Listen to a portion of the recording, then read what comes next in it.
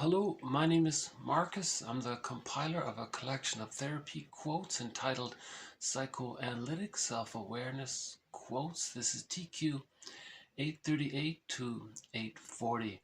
A few definitions of terms. So the first one here is acting out, the client unable to reflect and talk about it. So the person maybe felt uncomfortable with the idea of talking about something that was concerning him, or maybe he wasn't aware of his feelings. So maybe he did something to distract himself from it as a defense against wanting to talk about it, or as a defense against wanting to remember it. Right? So either we, repeat and act out, or we do something or repeat and we don't remember when we do that generally, or we talk about it and remember it, kind of thing. So that's the general idea, that some kind of emotional eating would be a good example. A person doesn't want to talk about feeling what they're feeling, so they run to the fridge and eat a box of cookies. So they act it out instead of talking about it. Right? So acting out is a defense against thinking, feeling, and talking about it. Maybe it's too painful to be reminded of maybe when they were a child how they felt lonely, and now how that feeling is came up in the present for some reason. So a defense against talking about being reminded of some old feelings might be to do something that's not very helpful, right? That kind of thing. Displacement. The unconscious shifting of feeling from its real object to another where it is less threatening to the ego. I'm reminded of one motivational speaker. He gave the example of the guy at work who was angry at his boss, but it was too risky for him to express his angry feelings there. So when he came home, he got angry at his wife, I guess, and then she got angry at the eldest son, and then he passed it down to the middle son, and the middle son displaced his anger to the youngest son. See, each one is less threatening, right? And then finally the youngest son kicked the cat, apparently. So the speaker asked the question, at the very least, why didn't the man just directly kick the cat himself? Why did he have to go use all of these middle characters, Just one idea about displacement. To a less threatening substitute other, you displace it, right? So dis and place has a little hyphen in it. You displace, wrongly place, right? Maybe positive feelings can be like that too. Why does it have to be always uncomfortable feelings? Maybe someone is very happy about something, but that person's not available, so they might be happy to the people around them. So they're displacing their happy feelings. Nothing wrong with that, right? Yeah. Okay, the next one is reaction formation, where a person deals with unconscious wishes that he finds threatening by reacting consciously in its opposite direction. So we've had a few examples of this already. A person has an unconscious wish, but it's uncomfortable, but he wants to stay in touch with the wish. How does he stay in touch with the wish? If he feels a certain phobia around this wish, the theory is counterphobia. He acts out the opposite to stay in touch with that wish. It's called reaction formation. So the example given so far was the person with the narcissistic pattern. As a child, the child had a wish for enough love. He didn't get it. Okay. All that person has is anger. Now, as an adult, he wants to stay in touch with that wish of how when he was a child he wanted to receive the love. How does he communicate that? He expresses his hostility. He's maybe rude to others or something like that, or puts others down through their sarcastic humor or something.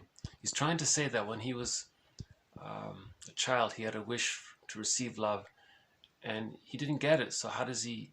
It's too painful to talk about it.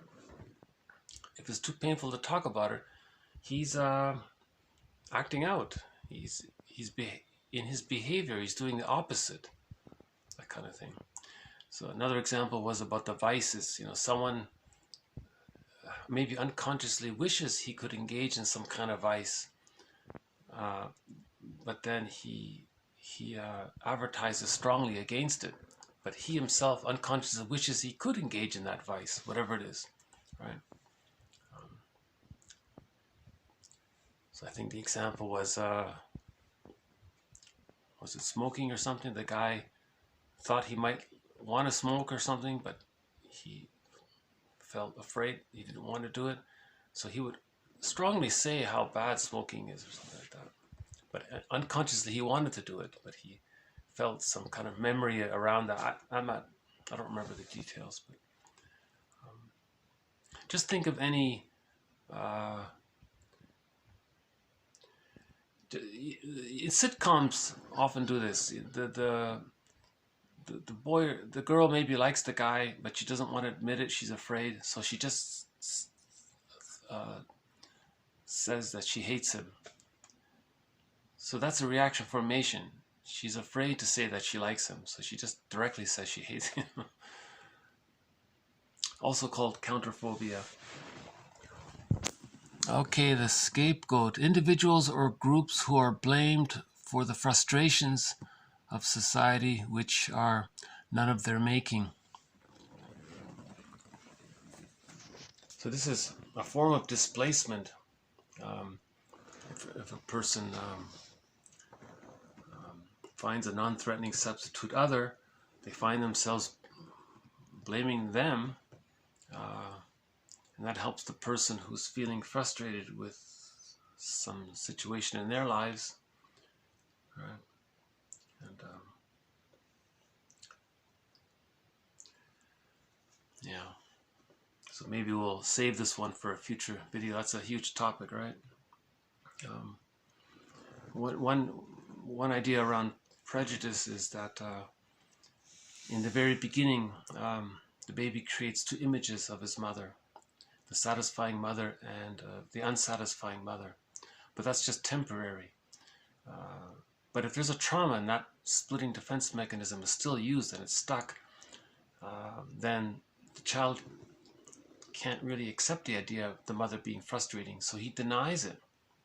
So now that's the splitting defense mechanism. So he consciously accepts that the mother is satisfying, but denies that the mother is rejecting, right? So this causes psychic pain. So one way to displace that psychic pain or to not feel it would be to imagine some non-threatening substitute other as being a rejecting bad person, let's say, and then that preserves the split, the denial, right? Then if they say that they're angry at that person, they're getting their anger out at their mother by projecting the frustrating image of the mother onto the non-threatening substitute other. So there's an element of displacement and acting out there as well. So we'll save that one for future videos. We'll just do some terms in this video. Well, hold on a sec. I think we got one of the wise birds here. Let's see. One of the crows.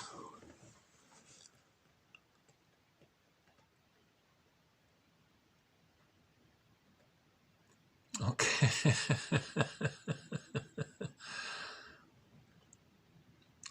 Sometimes they just sit there for a while, so I'll just leave it there.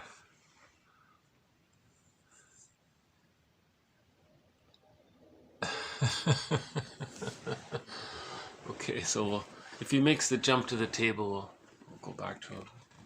Okay, so the next one is symbiosis, an important concept, sometimes used more loosely by psychologists to describe two people whose relationship appears to foster their individual neuroses.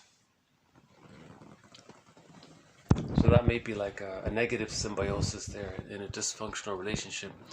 But this is a key concept in this series, the idea of symbiosis, because humans come out of the womb too early.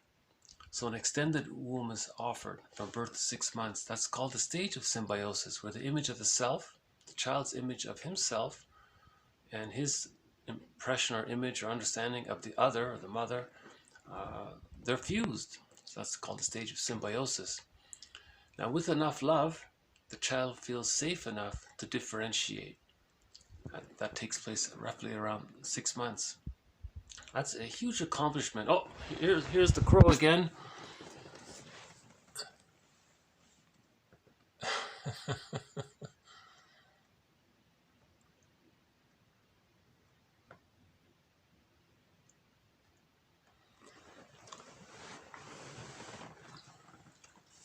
Well, all of the little bread crumbs blew off the table, so he's probably going to jump to the ground. Okay. He takes one and goes. Okay. It's a little windy here today. Yeah, so the child needs enough love to differentiate. That's called a secure attachment style. If the child doesn't get a secure attachment style during the first 6 months and the symbiosis is frozen there, that can lead to all kinds of patterns that we've talked about so far. The narcissistic pattern, that's where the image of the self and the image of the other are fused, but because the image of the other is so impinging and rejecting, the theory is the child identifies with those negative impressions of the other. And that's the narcissistic pattern. So the person, that's called identification with the aggressor. So from the baby's point of view, if he's not getting enough love, he feels devalued and rejected. He identifies with the aggressor as a defense mechanism to not feel those feelings related to that. Then if that's not resolved, he may grow up with this pattern and then devalue and be rejecting negative towards others to communicate that when he was a child, that's how he felt with his mother. So he's caught in the repetition compulsion of that trauma, and he's trying to master the trauma by communicating. So he's acting out. See, he's not remembering it, he's acting out, you see?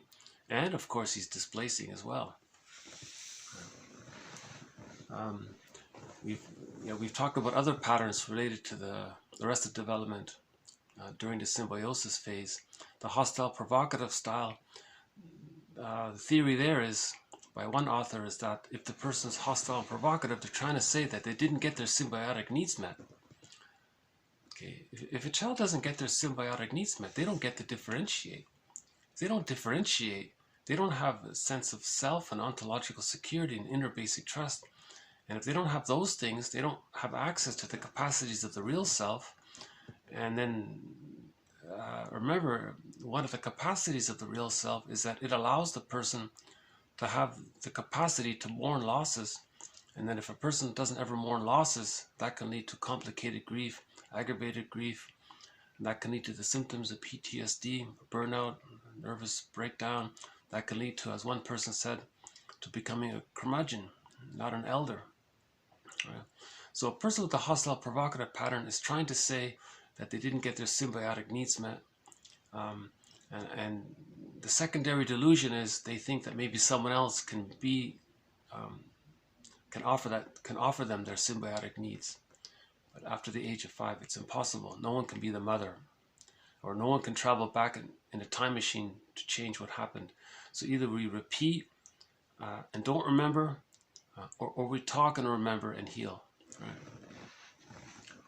Other patterns related to arrested development during the stage of symbiosis. Some of the schizoid patterns appear to be there.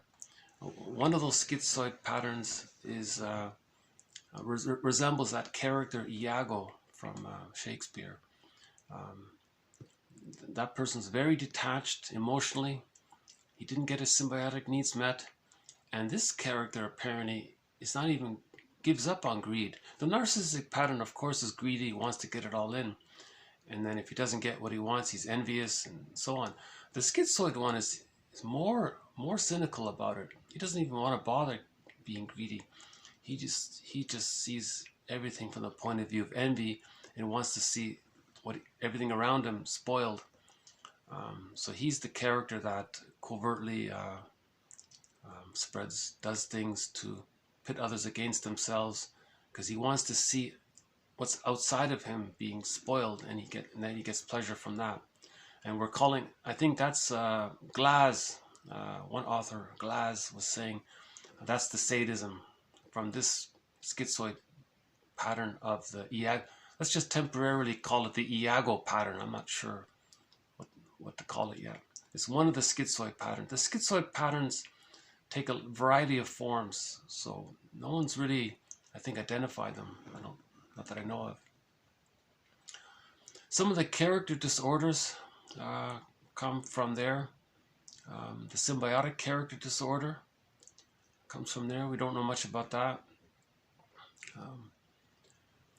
So the main point about developmental trauma in the psychic emotional realm, where a person didn't get enough love to differentiate, is that the main emotions are anger, greed, envy, schadenfreude, or emotional sadism, in case with the Iago pattern. The philosophies are quite negative, nihilistic, or solipsistic. And now to hide all of this, they use rationalizations, because it's painful to have all of these feelings, and it's denied. They have to put on some kind of they have to kind of make themselves. So I think what happens is, with the narcissistic pattern, for example, the child identifies with the aggressor. Right? Now, the aggressor is in a one-up position. Right? Now, the mammalian brain, from the mammalian brain's point of view, when it's in the one-up position, from the mammalian brain's point of view, it sends the body serotonin, that the feel-good chemical, that the mammalian brain is safe from the one-up position. Because the child being unloved feels the pain of that. So if he identifies with the aggressor, he can get the serotonin by thinking he's in the one-up position. That's why he's putting others down, because his mother put him down. So he learned that. Remember Alice Miller? Where do abusers get their ideas from? From their childhoods. That's the identification with the aggressor. You know. So there's a lot going on there when there's developmental trauma between birth and 6 months during the stage of symbiosis. This quote just added the idea of, I think they're referring to negative symbiosis. If two people with a developmental trauma get together and they're interacting, they're just reinforcing each other's dysfunctional patterns, right? So we've had a number of quotes on this. We'll hopefully, as we go along, there'll be more clarity around it. I'm not fully sure myself. I'm learning as we go as well. Okay, the next one, TA, Transactional Analysis.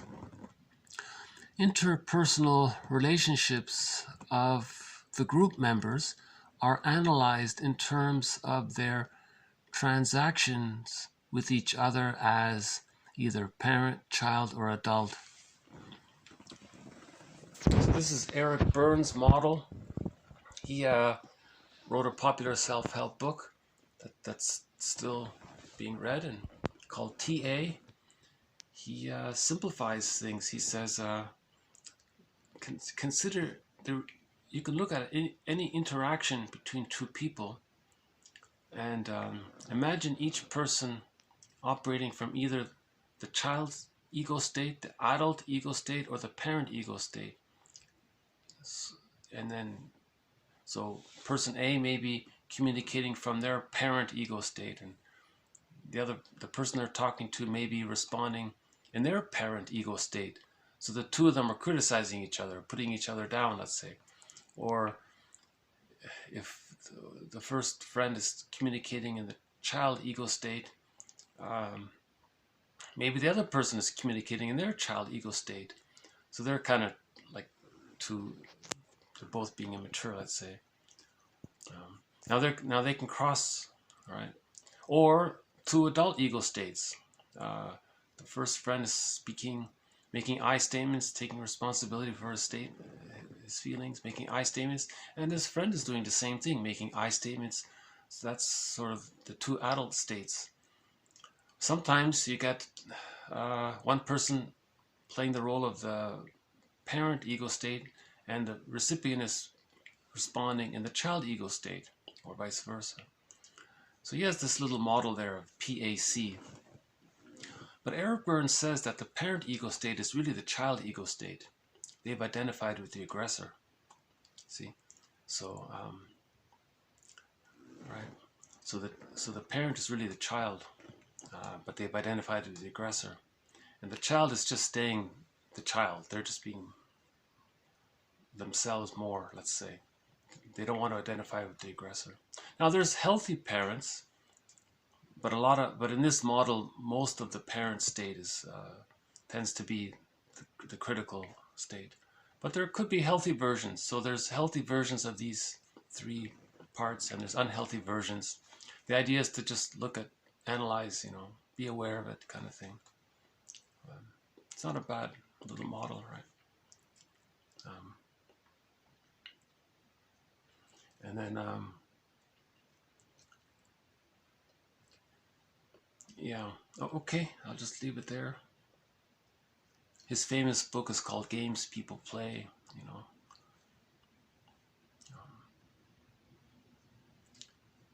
Yeah, okay, that's Eric Berne. Let's move on to transference. Transference, the process whereby the client transfers his feelings about other people who are very important to him on to the analyst. The analyst, by refusing to play the role assigned him, can show the client what he is doing and help him uncover the importance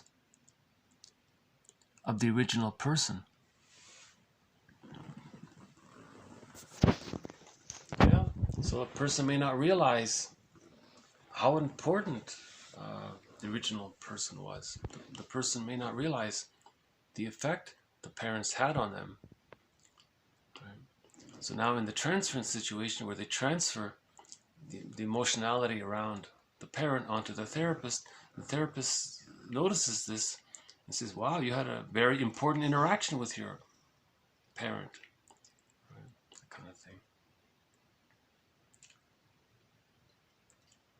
And then therapists are supposed to offer transference interpretations, not collude, right? So he says here, the analyst refuses to play the role assigned to him. So he's not going to literally step in the role of parent and try to make up for it doesn't happen after the age of 5.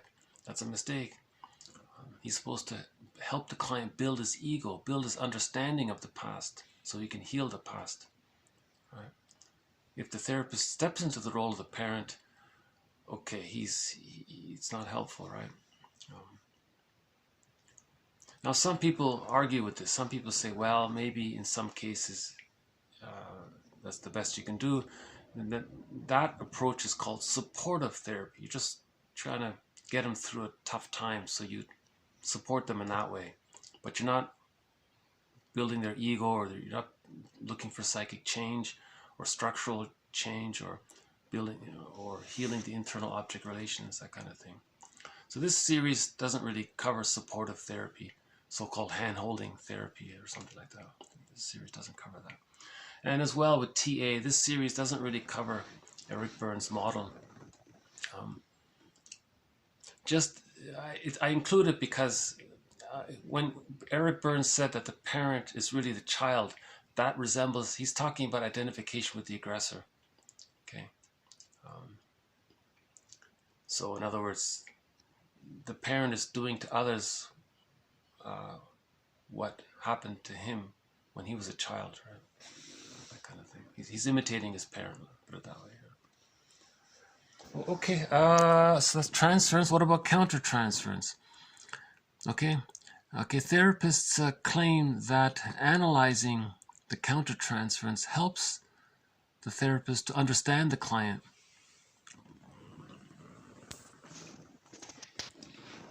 So let's say the therapist has done his homework, he's done his personal analysis, he's not triggered by memories of his parents. The therapist can visit his parents and stay centered and not be triggered by that. Remember that joke? How is it that parents can so easily trigger their children? Well, they put the buttons there, or push their button. How is it that parents can so easily trigger their children's buttons? Well, they're the ones that sew them on. So this the therapist who did his personal work is not triggered by his parents or anyone who reminds him of his parents. So that's a good therapist, right? So he wouldn't really experience a need to project his parents onto the therapist, right? Onto the client, right? That's sort of a condition to be a therapist. But he's saying here, if the client is trying to evoke certain feelings in the therapist, then maybe that's a clue to understanding the client. So this is called projective identification. So the prototype for projective identification is that during the stage of symbiosis, just mentioned a minute ago, the baby and the mother are fused. So when the baby expresses his feelings, it's as if the baby wants to communicate his feelings to his mother, right? He wants to evoke his mother to feel what he's feeling because they're fused there. So the mother's supposed to feel what he's feeling. Okay, so now there's a trauma there. The client is still doing that now in the dyad of the client therapy in the small room there. That replicates that triggers the memory of the dyad of the baby and the mother. So the client may kind of do that same thing with the therapist. He wants to induce feelings into the therapist, just like the baby tried to induce feelings into the mother. He was trying to communicate to the mother how he was feeling so that the mother can respond and be attuned and meet his needs. So that pattern is still there. That's the theory about countertransference. So in other words, if the client is feeling frightened, he may want to try to make the therapist feel frightened. So he's trying that. So that's going back to the baby feeling scared. He wants the mother to feel what he's feeling, so the mother can respond. That kind of thing. Now the mother is not going to be afraid if the child is afraid. The mother can hold it. She's the giantess in the nursery. He's the small little one. So of course the mother can digest that. So in the therapy room, the therapist is trying to digest that as well through his interpretations and helping the client to be aware of it himself.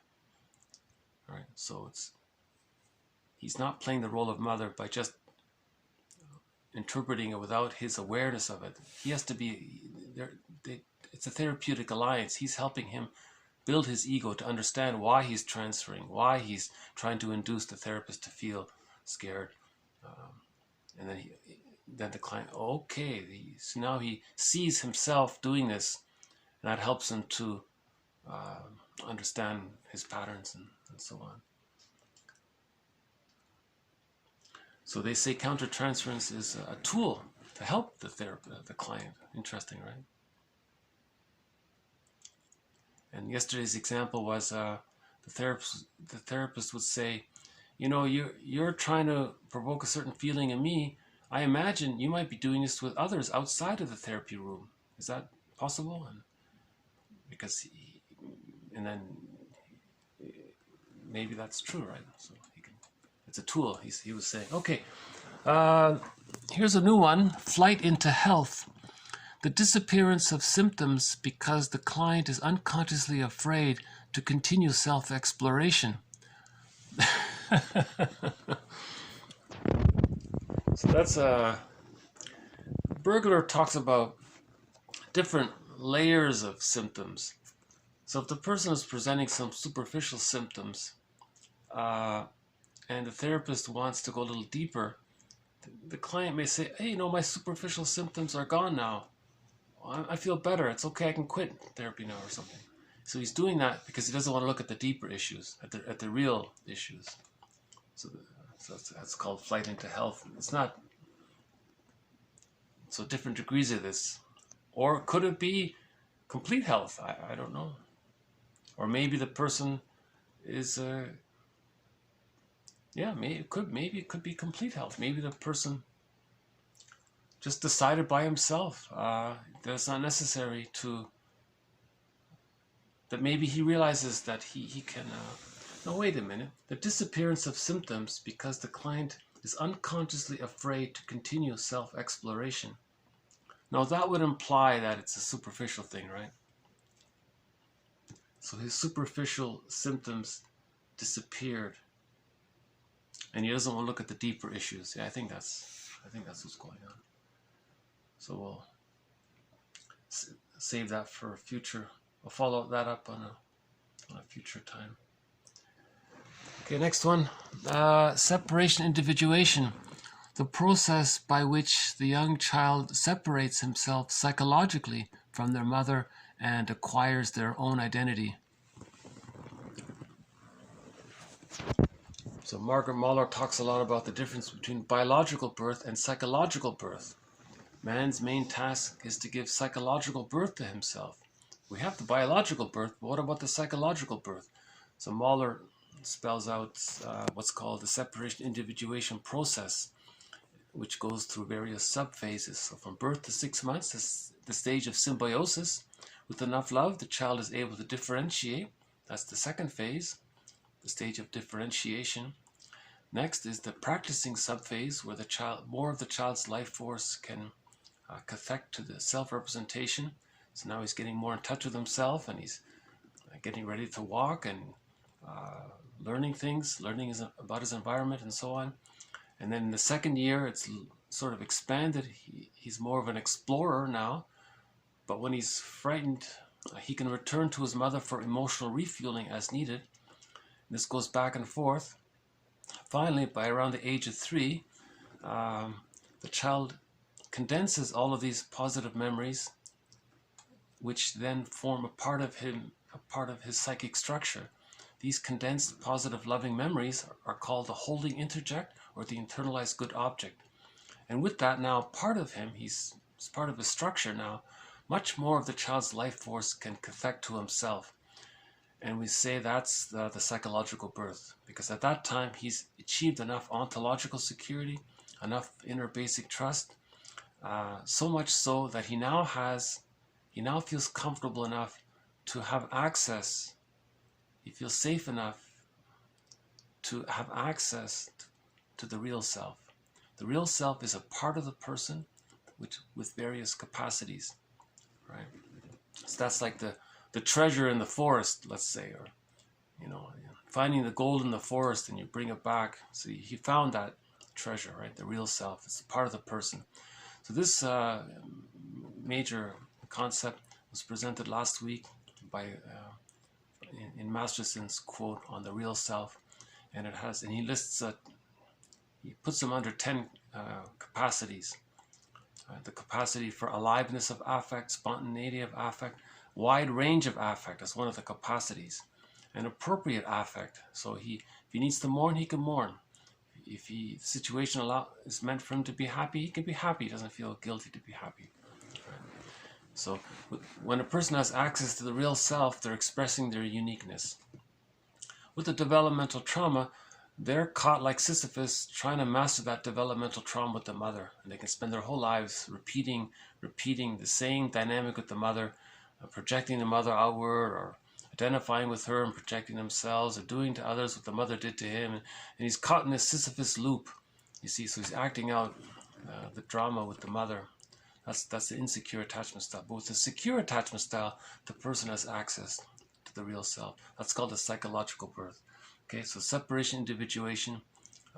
So there's 2 parts. The person psychologically separates from the mother. That's the separation part. And then the individuation is he has access to the capacities of the real self. That's called the separation individuation process. So That's so very important for mothers to offer a secure attachment style to allow that psychological birth to happen. Right. Okay, another one on Eric Burns' TA, transactional analysis to reveal what role, for example, that of parent or child, a person is unconsciously playing his unconscious goals and the tricks, games people play, he habitually uses in his dealings with others. Yeah. So this implies the repetition compulsion. He habitually uses these. Eric Berne has a list of these little so-called games, he calls them, where the person is basically trying to one-up the other somehow. So that's the repetition compulsion of preserving the infantile megalomania of the narcissistic pattern, basically, right? Another one on transference, the tendency for the client to treat the therapist as a parent or some other important figure and project onto him feelings about that parent. So there's just a little flicker there about transference. He's trying to project onto the therapist the true feelings the client has about his parent. This is what I really feel about my parent, and I'm going to give it to you. I'm going to communicate it to you. So I'm going to act out my real feelings towards the parent. These strong feelings against the therapist, it's not against the therapist. It's against the parent, but he's displaced, or he's transferred those feelings, right, onto the therapist to try to communicate to the therapist how he feels about the parent. You see? So the psyche is seeking wholeness. The psyche is seeking psychological self-repair. So he's trying to, someone called this experimental recollection. He's acting out, but someone at the same time said it's sort of an experiment in trying to remember. You see? So the therapist is helping him to recollect, to remember. Right? Related to transference is transference resistance, the client's use of transference to avoid remembering the past. Okay, so that makes it specific. If we say the phrase transference resistance, therefore he's doing that specifically because he doesn't want to remember the past. So it's just one way to think about resistance or acting out in transference. He doesn't want to remember the past. So he's compulsively acting out and projecting because he compulsively doesn't want to remember the past because it's too painful to do so. Remember, defense mechanisms, all defense mechanisms like these ones are designed to deal with, to not face the anxiety of remembering. Okay, the term complex, a group of emotionally invested ideas which have unconscious activities. Okay, so this, sometimes we talk about the Jocasta complex. This is when the mother uses the child to meet her needs. So she has a group of emotionally invested ideas. So this mother has a bunch of ideas, okay? So she puts all of these ideas, it's a bunch of them, so we're calling this a complex, so the Jocasta complex. So this mother doesn't just have the one idea, she may have several ideas, bundle them together, that compels her to then use the child as a security blanket to comfort her. So that's the Jocasta style of mothering. So what does the son or daughter do in response to this? Robert Bly says, this person has to get the key out from under mother's pillow. Okay, so there's the therapeutic journey there, because the Jocasta mother took the child's key, the key to the separation individuation process, the key to the psychological birth, the key to the real self. The mother holds that key because she's busy using the child. If the mother's using the child, that means the metaphor is she's taking the child's key.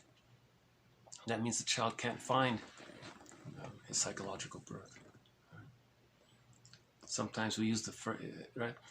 Now, in this series, the son who experienced the mother who adopted the Jocasta style of mothering, we may say that the son has a mother complex then, right? because what that means is he's trying to survive. He's trying to cope with being the so-called being the victim of the mother doing this.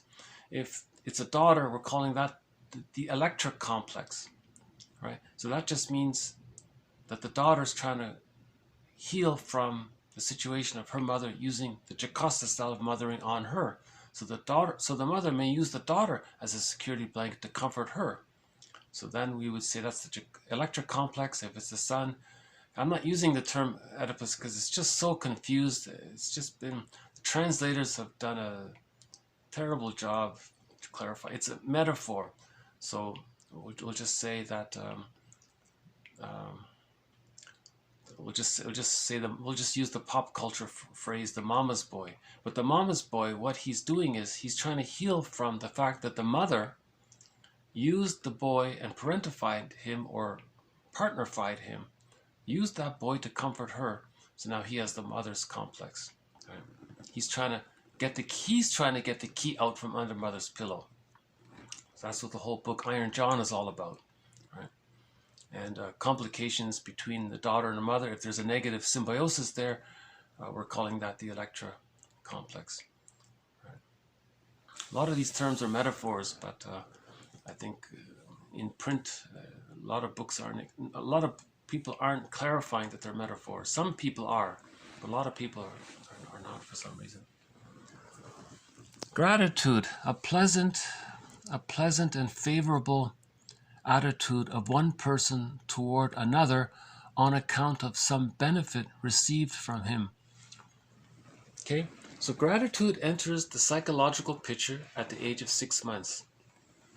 Okay, that's the theory. The theory, again, as mentioned previously, the child is in a state of symbiosis with the mother. In order to differentiate, he needs enough love to feel safe enough to differentiate. So if he does differentiate, we say that love and gratitude have entered the psychological picture at the age of 6 months. If he's still caught in the symbiosis, he didn't get his symbiotic needs met, he's in a negative symbiosis, he was prematurely ejected from the symbiotic orbit, or there's some problem there with the symbiotic phase, that means love and gratitude haven't entered the psychological picture. So people with the developmental trauma there don't really feel or express or comprehend love and gratitude. All they have is the hate and the anger and the envy and the schadenfreude of that situation. Now Karen Horney would disagree with all of this. She would say, don't label people, you don't know, it's all very mysterious. Even the curmudgeon may have some love and gratitude. And that's true, they probably do. So we're speaking, I'm just trying to understand the theory first, and then later we'll refine it as we better understand it. We have to start somewhere, right? At least I do. No model perfectly explains it all. There's no perfect unified theory of understanding humans, ourselves, right? The psychology. So love and gratitude enter the psychological picture at the age of 6 months. So if the child did get enough love during his symbiotic phase, okay, he differentiates, he has love and gratitude. Okay? And if he gets enough support to complete the separation individuation process to achieve the psychological birth, he has a wide range of affect. He has a lot more feelings, including regret and remorse. All right, if it's appropriate. All appropriate feelings are available to him, including the need to mourn losses, including joy and aliveness and the excitement of creativity. All appropriate feelings for the human are available with the psychological birth. Right. Okay, integration, the process by which material of any sort becomes organized or systemically arranged into units of higher order. Okay, so we're trying to reintegrate the parts of ourselves that we disowned. So we're seeking integration, psychological integration of the parts of ourselves we disowned. Right? So again, Robert Bly's metaphor, by the age of 5, so much of who we are gets put into this bag that we drag behind us. And then we spend the rest of it, so they got disconnected from ourselves, they got disowned, we put it in this bag. This bag we drag behind us is sometimes called the shadow soul, the second self. or the second self of the unconscious, the unbewusst, all that's unknown about us, but it's a part of us. One poet says it's the one. Now, if we were to personify this bag as a person, we could say it's the one who walks with us, who's not like us, but who is us. One poet says, there's someone living my life and I know nothing about him. Sometimes it's called the alter ego. Sometimes it's called the stranger within. In literature, it's the motif of the double, not the doppelganger. That doppelganger just means someone who's just like you. This is different. This is someone who is you, but he's different from you, but he's you. Right? So that's maybe the alter ego is maybe a closer in that way. Okay. So so this bag, everything that's in this bag, or everything that these characters possess, we're trying to reintegrate back into ourselves. We're trying to, the process by which material of any sort becomes arranged into units of higher order. So it's a higher order. If we disowned our feeling self, put it in the bag, and we get back our feeling self and reintegrate it back with ourselves, that's a higher order. So now we have the person and the feeling self are together. We feel more whole and complete. Right? So that's the idea of integration, sometimes called synthesis, psychosynthesis. So we're trying to reintegrate. So sometimes in pop culture it's called shadow work, something you don't know about yourself. You get to know that it's a part of you. So that means you reintegrated it, you accepted it, you acknowledged that, yes, I have this, I've denied it, now I get it, it's a part of me. You've reintegrated it. Right? So healing is about reintegration. Healing is about integrating the parts of ourselves that we disowned in childhood. Robert Bly says we spend the rest of our lives trying to get the material in the unconscious and reintegrate it back into ourselves. Okay, interpretation, the arrangement or organization of data into a system, or the addition of meaning to the primary data of experience. Okay. An arrangement or organization of information and into a system, into a sentence. So ideally an interpretation links something that's visible, something that's conscious to the person. They can see it, it's happening in the here and now. Okay. It links to what the person is usually doing in his life, in his repetition compulsion, and it links to how it started back in childhood. So if the therapist can construct a sentence that includes all three parts, he's adding meaning, he's organizing the fragmented, how he's unaware of all this, he's bringing it together so it's more organized, because that's an interpretation. Okay, the phrase passive-aggressive, the person resists social demands passively.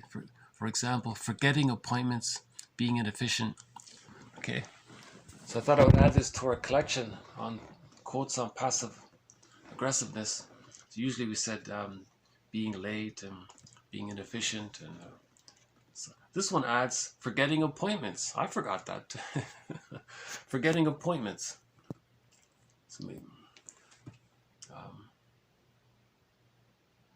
yeah, so a person is unconsciously angry about something, and then suddenly he forgets the appointment.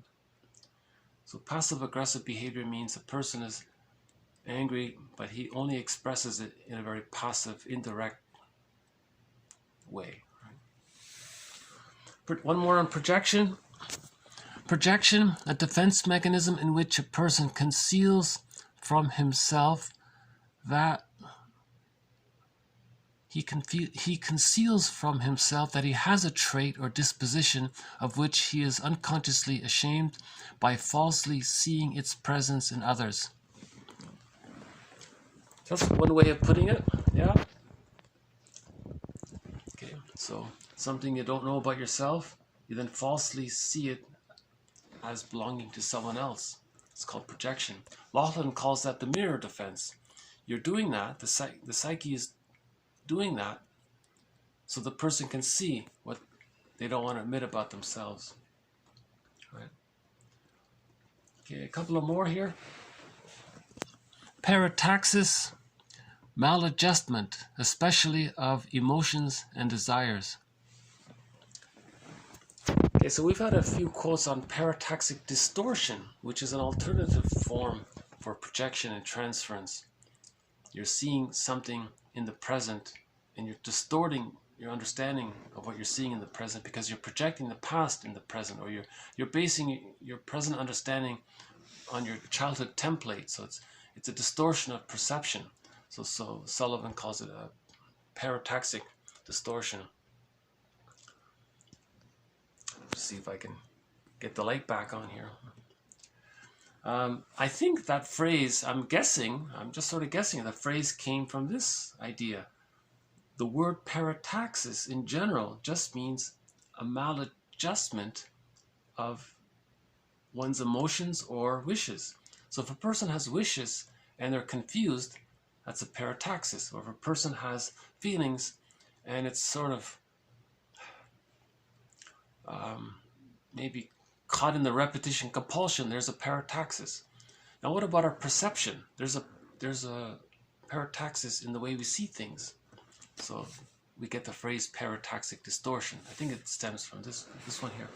One more on projection, the tendency, right?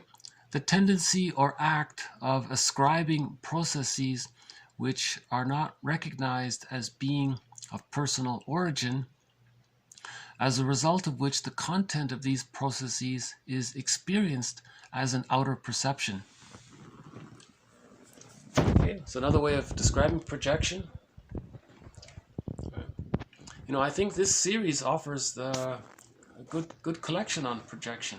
We've got at least a dozen quotes on projection here, and each little quote, they all say the same thing, but in a slightly different way. So each one enhances, right? The tendency of ascribing something that we don't recognize about ourselves as being of personal origin, and because of that, we then see that it belongs to someone else. One more on reaction formation, the development of a character trait, usually the exact reverse of the original trait, which keeps in check and conceals repressed feelings. So another way of talking about character reaction formation, it's not only about maybe unconscious wishes, but what about a whole character trait? What about a whole personality trait of the person that he doesn't know about, that belongs to him? He's expressing it in its reverse form. Okay, so we're losing light here. So I'll do these. We've got just five or six more. Okay, regret. An emotional reaction characterized by unpleasant feeling tone and by an ideation reference to some past experience with the desire that it might have been otherwise. Okay, similar to remorse and an emotion of regret in which the individual's feeling of responsibility for his own past conduct is a leading source of emotional reaction. Okay, so again, regret and remorse, okay, that's the real self will allow the person these feelings. These are appropriate feelings that a person would have if they realize a mistake they made and it caused the problem. It's appropriate to feel regret and remorse about it. Right? A person with a narcissistic pattern didn't reach a psychological birth, so they don't have that capacity. So a person with a narcissistic pattern is always saying they never regret anything or that kind of thing. But all we mean by regret is that you realize that something, it might have been different. Had you known, it might have been different. It doesn't mean you punish yourself or suffer too much. It just, you feel regret, And remorse is that you had a responsibility and you failed it or missed it, and then you feel badly about that. So that's an aspect of the real self. People with the codependent pattern, Yeah, that's interesting, you know, about that. To what degree do they feel regret and remorse? It seems they do have some of it's there. Okay, repetition compulsion. A compulsion on the part of the client to reproduce during the analysis, according to the condition of resistance or transference, the process of his or her individual development or experience, thus gradually transforming the repressed material into remembered and current experience. Okay, so the therapist is trying to help the client understand his repetition compulsion, right? Experimental recollection. Sophism, a false argument, usually propounded intentionally, so devised that the nature of the fallacy is difficult to detect or demonstrate. Sophistry, the intentional use of fallacious or ambiguous arguments. Okay, so this one here, okay, people with the narcissistic pattern are often engaged in logical fallacies. So one term for this is sophism. He's a sophist, right? He's purposely lying and deceiving. He's lying to himself and lying to others to meet his narcissistic needs. Right? Okay, synthesis, the joining together, either actually or in thought, of two or more data of any sort,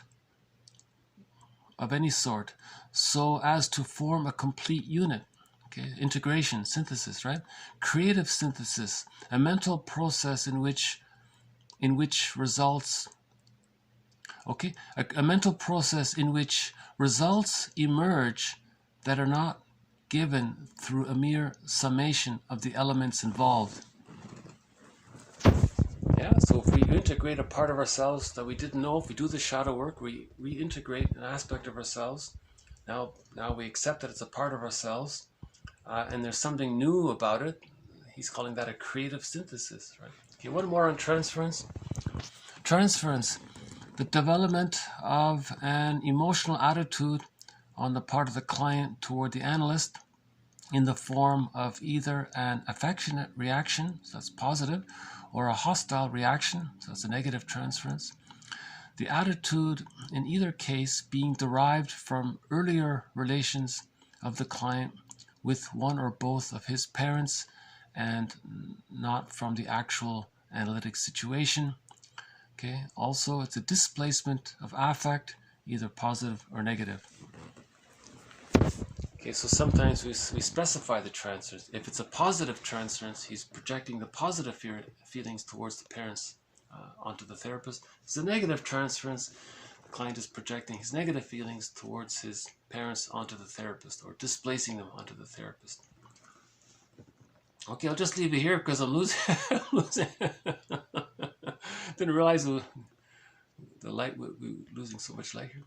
I don't seem to be able to get the contrast thing working here. I still haven't fully figured out how to use this phone. I'm still working on it. Okay, so this has been TQ 380. This has been TQ 838 to 840. Some definitions on some of the terms that we've been using in this series. Okay, so we've done.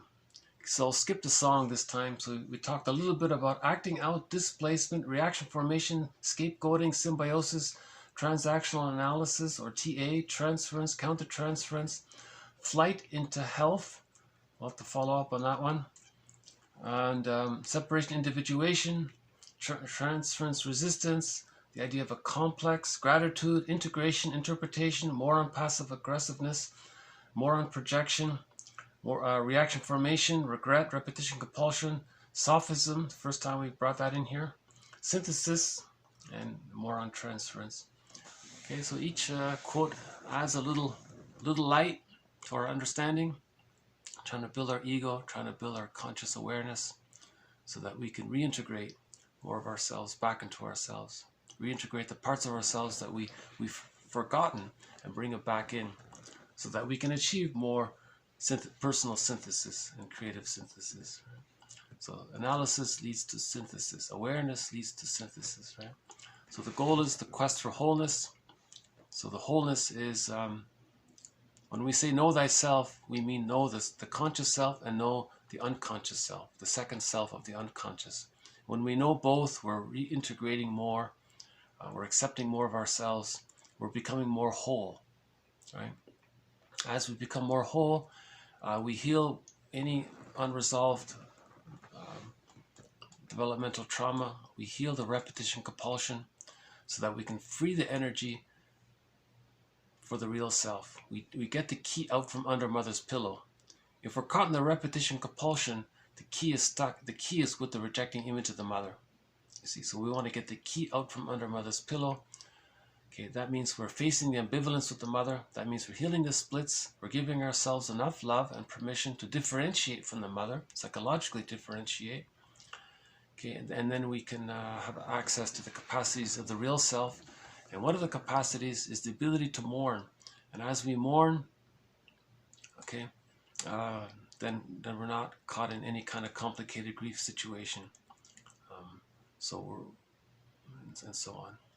Okay, so just leave it here. Yeah, we haven't seen, the fox didn't appear today, the blue jay, none of the birds.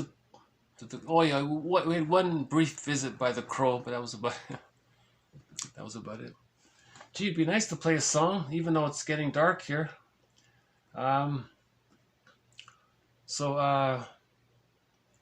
let me just, maybe I can just randomly find a song here. Hold on a sec.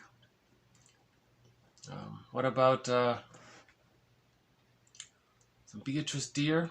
Yeah, we'll play some Beatrice Deer in the future. She's a wonderful singer. And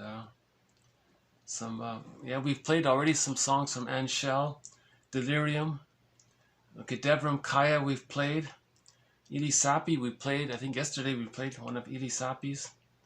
Okay, why don't we play another one of Ili Sapi's? This one's called The Earth Moved.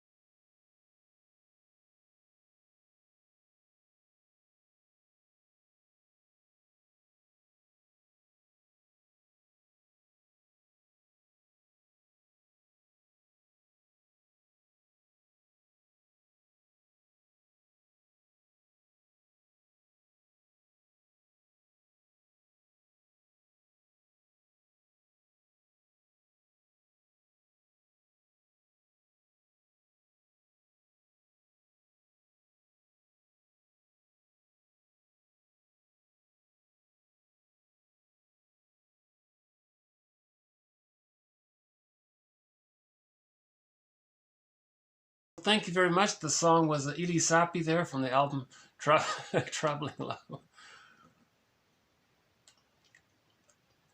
Want another song? Okay. maybe I'm feeling. Maybe we'll end on another song here. Let's see.